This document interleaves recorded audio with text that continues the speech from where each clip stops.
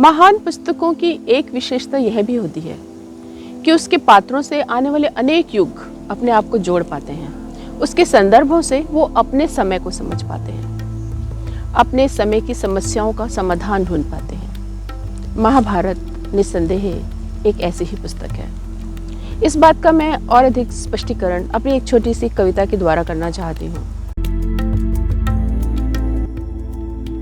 अश्वत्थामा सा अभिशप्त किया है भविष्य को, अश्वत्थामा सा अभिशप्त किया है भविष्य को मेरे युग के नेताओं ने। इनको श्रापित कौन करेगा केशव, कब जागेगा जनमानस का सोया मन। महाभारत का युद्ध 18 दिन चला।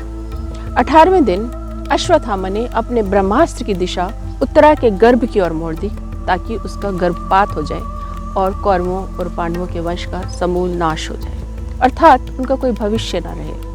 और यदि देखें तो आज हमारे नेता जब पर्यावरण की उपेक्षा करते हैं, जीवन मूल्यों की उपेक्षा करते हैं, तो हमारे सामने यह प्रश्न उठता है कि हमारा भविष्य क्या होगा, कि हमारे बच्चों का भविष्य कैसा होगा। आज से 50 साल बाद, 30 साल बाद, भूल जाइए 100 साल बाद, हमारे बच्चे कैसे जिएंगे। तो एक छोटा सा संदर्भ देने के कारण ये बात आसानी से ही स्पष्ट हो जाती है।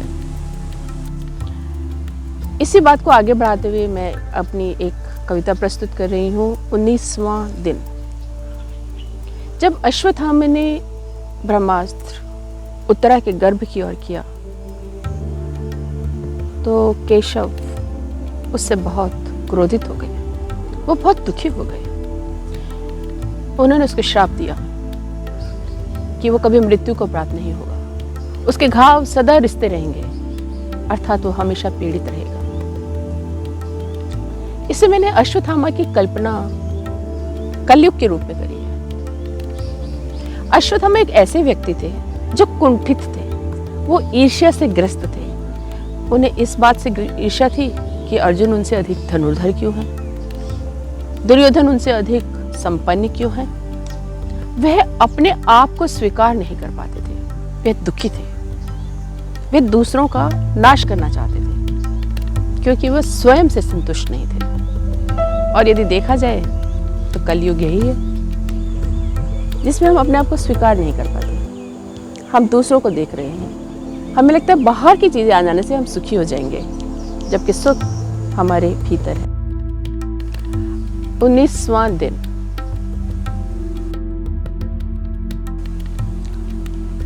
सूर्योदय की बेला में पेड़ के नीचे सुस्ताते कृष्ण अर्जुन अधमुधी आंखों से देख रहे थे जाते हुए अश्वत्थामा को कि यकायक कृष्ण ने कहा, देखो पार्थ, वह कलयुग जा रहा है।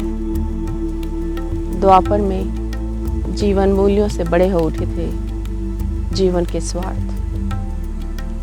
भावनाओं को साधने वाली हमारी सभ्यता भावनाओं की दास हो उठी थी और हम उस उमड़ती बाढ़ को रोक नहीं पाए थे।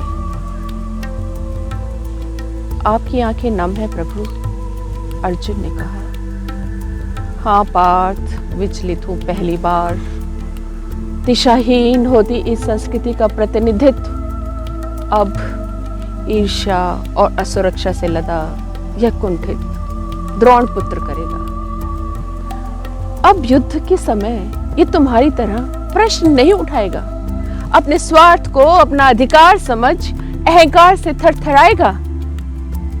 यह जानेगा तो सब कुछ, पर मानेगा कुछ भी नहीं।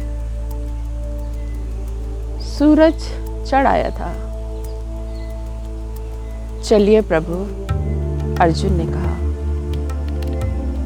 हाँ पार्थ, चलो। प्रयत्न भी शेष है, प्रयत्न भी शेष है, प्रयत्न भी शेष है।